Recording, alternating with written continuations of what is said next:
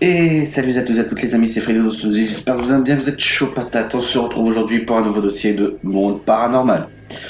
Alors comme vous l'avez vu au titre, on va tout simplement parler des différents types de fantômes. Oui, pourquoi? Parce qu'il n'existe pas seulement un fantôme, il existe beaucoup, une sorte de fantôme, il en existe beaucoup plus. Et on va commencer tout de suite par les revenants. Qu'est-ce qu'un revenant? Eh ben, ils peuvent être tout simplement vus à différents moments par différentes personnes. Mais généralement, c'est toujours le même fantôme au même endroit. Ils semblent tout simplement ignorer les vivants et ce sont plutôt des animaux. Mais il n'est pas un fantôme dangereux, je vous rassure tout de suite. Nous allons passer aux spectres, qui eux sont visibles, mais impalpables. Ces apparences sont animées de mauvaises intentions. Ils cherchent à punir ou à terrifier. Donc pour faire court, il s'agit vraiment d'un fantôme dangereux.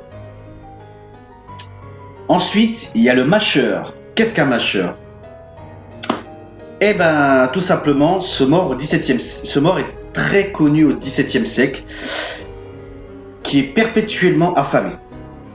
De sa tombe sortent des bruits, des mastications, assortis de décès dans la famille du mâcheur, ou d'habitants du village qui est parfois parmi le bétail. Lorsque l'on ouvre la tombe, on s'aperçoit que l'affamé a dévoré ses mains ou qu'il est occupé à avaler son linceul.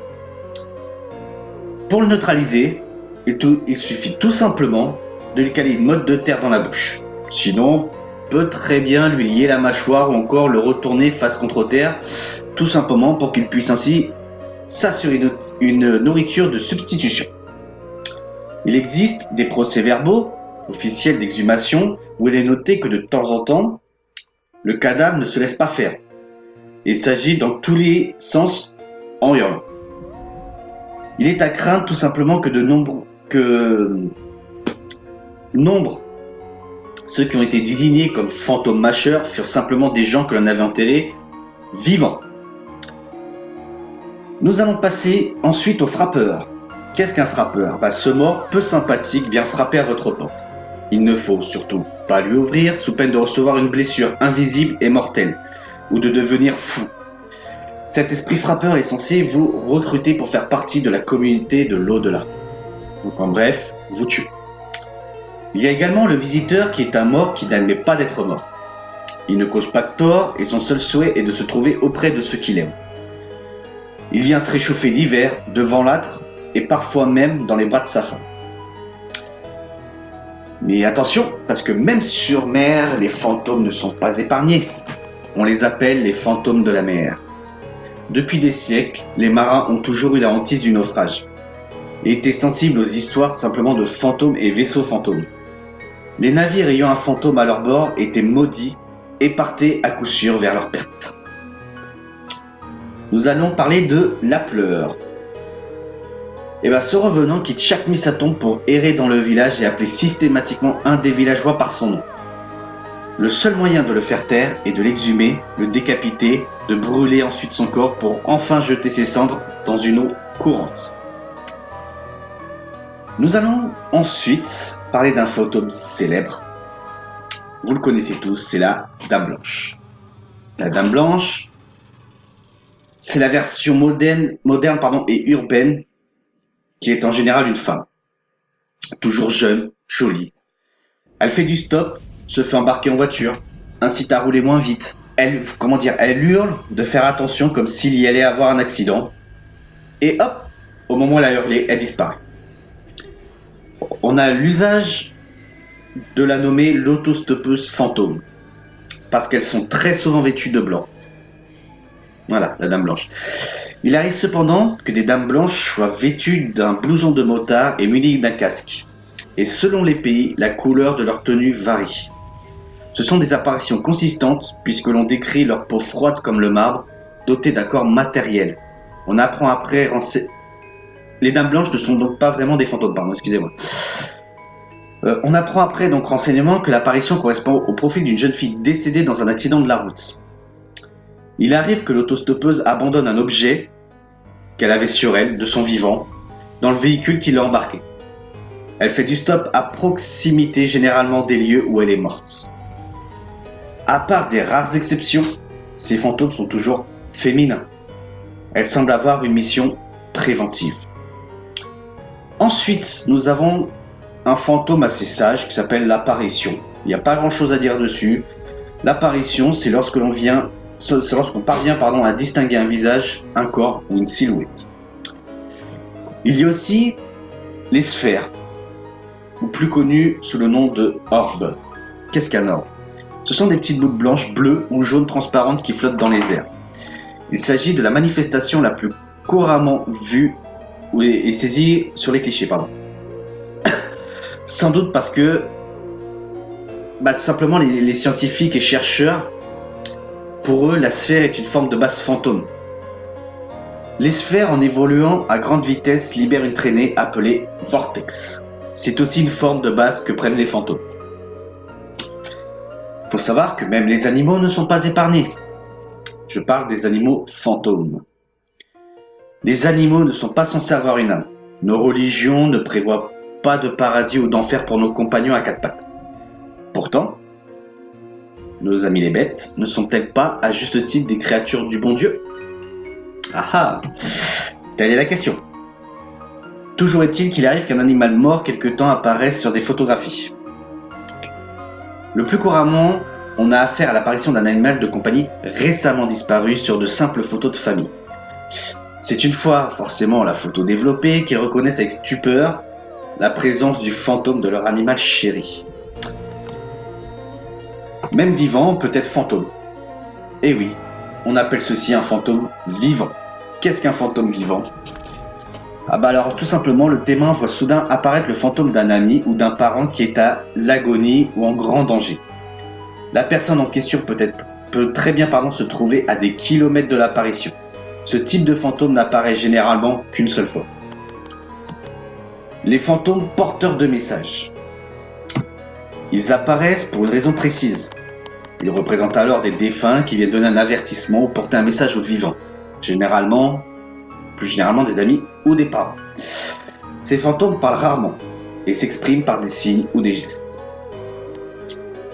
Avec le prochain, il faut avoir peur, il est très connu et on l'appelle le poltergeist. Qu'est-ce que le poltergeist? C'est des aspects les plus inquiétants du surnaturel, comme des assiettes projetées en l'air. Certaines pensent que les poltergeists sont bien provoqués par des fantômes qui ne se conduisent pas normalement. Poltergeist est un mot allemand. Poltern qui veut dire faire du bruit et Geist qui veut dire esprit, donc esprit qui fait du bruit. Les objets déplacés par un poltergeist ont des caractéristiques très bizarres. Ils deviennent brûlants et peuvent traverser des portes ou des fenêtres, normalement trop étroites, généralement pour les laisser passer. Le plus mystérieux est qu'ils peuvent brusquement apparaître dans l'air. Le phénomène du poltergeist se produit généralement en présence d'adolescents de 12 à 16 ans. Mais on ne sait absolument pas pourquoi. Mentionnons une théorie par exemple. L'esprit des ados produirait tout simplement la force mystérieuse nécessaire à animer les objets. Les chercheurs appellent ce pouvoir connu PK, ou faculté de déplacer des objets sans les toucher.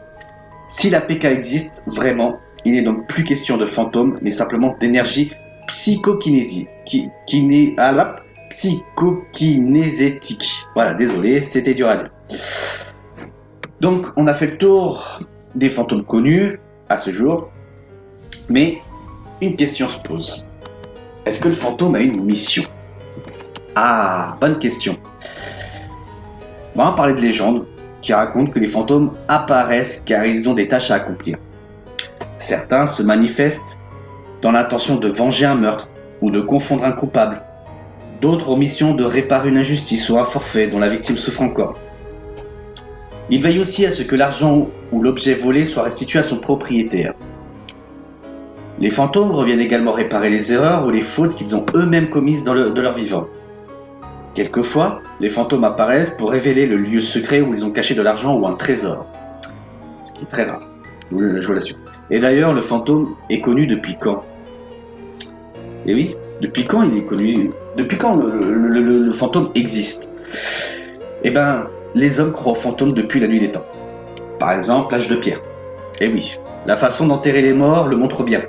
On a trouvé des squelettes alourdis de pierre ou pieds et poings liés avec des cordes. Il s'agissait sans doute d'empêcher l'esprit des défunts de s'échapper du corps. Les légendes grecques, par exemple, et romains, sont peuplées de fantômes. Ils étaient aussi très en vigueur en Chine. En Grèce, les esprits étaient beaucoup plus présents dans la vie des hommes que ne le sont les fantômes aujourd'hui. Est-ce qu'on peut repérer un fantôme? Bien évidemment.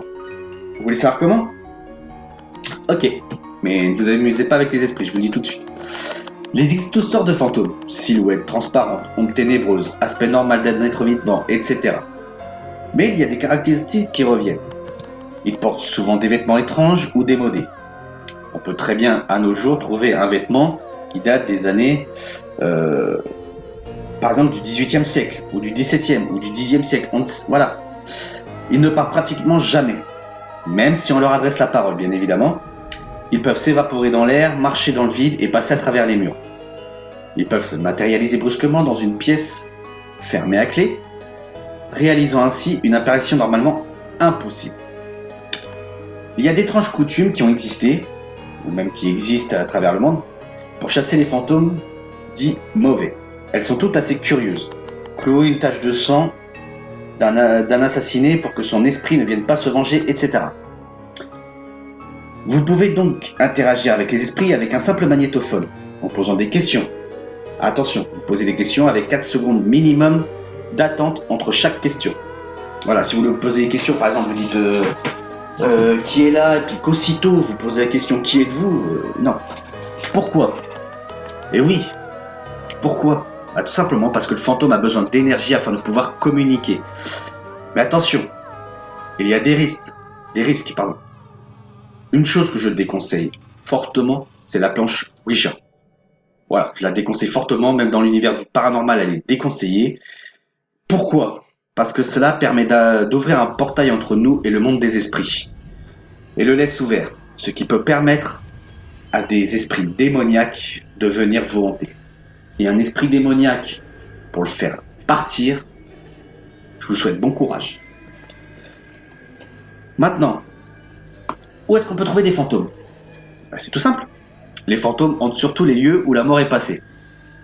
Il est donc pas étonnant de rencontrer de nombreux fantômes là où la violence et le crime ont fait un jour de nombreuses victimes. Après, pour des raisons mystérieuses, il semble que seules certaines victimes deviennent des revenants. Tout le monde ne peut pas avoir les fantômes, pardon. Ceux qui en sont capables sont certainement doués de dons psychiques particuliers. Voilà, des médiums par exemple. Les ormes où on pendait les criminels, car les branches basses et très puissantes étaient idéales pour fixer les nœuds coulants. On dit que certains arbres sont hantés des esprits de ceux qui furent pendus à leurs branches. D'ailleurs, je vous parlerai d'une forêt au Japon, peut-être pour la prochaine vidéo, on verra. Très spécial. Donc dans le cimetière, il n'y a contrairement à ce que l'on pourrait croire qu'un seul fantôme, le gardien du cimetière. Il veille à éloigner les mauvais esprits et les malfaiteurs. Il y a très longtemps en Europe, un rite consistait à sacrifier une personne vivante dans un nouveau cimetière afin d'être sûr que celui-ci aurait son gardien. Jusqu'à la fin du 19e siècle, on utilise peu le côté nord des cimetières paroissiaux. C'est tout simplement l'endroit le plus sombre et le plus sinistre du cimetière. Cette coutume venait des vieilles croyances germaniques. La zone nord ne convenait qu'aux âmes tourmentées et aux fantômes de ceux qui s'étaient suicidés. Le suicide étant un péché impardonnable, attention. Les suicidés étaient également enterrés au croisement des chemins. On leur enfonçait un pieu dans le cœur pour éviter l'apparition de leur fantôme. D'ailleurs, si un fantôme s'était manifesté, il aurait été comme ceux des pendus, bien embarrassé pour choisir telle ou telle route, et dans l'incertitude, il se serait dissipé dans l'air. Et on ne parle pas de vampires, attention. On peut les trouver sur les lieux d'une catastrophe. Beaucoup de gens prétendent avoir vu ou entendu les esprits des victimes, avant ou après l'événement. Les désastres du dirigeable R101 qui s'écrase en flammes furent revécus par une femme médium entrée en contact avec le commandant du vaisseau aérien. Le dirigeable venait de s'écraser 2 jours plus tôt en France. La voix du commandant, par l'intermédiaire du médium, décrivait les dernières minutes du vol. Ce récit parut parfaitement coïncider avec les résultats de l'enquête officielle. qui furent connus plus tard. Un véritable contact avec l'au-delà fut-il établi dans cette tragique occasion? Peut-être bien. Donc voilà les amis, c'était long, mais j'espère très instructif pour vous. Après, comme je vous le dis toujours sur ces vidéos-là, je ne demande pas aux gens d'y croire, chacun croit ce qu'il voit, et ça se comprend. Je vais vous laisser là donc pour aujourd'hui, n'oubliez pas de jamais jouer avec les esprits s'il vous plaît. On se retrouve le mois prochain pour un nouveau dossier de monde paranormal. Bye bye.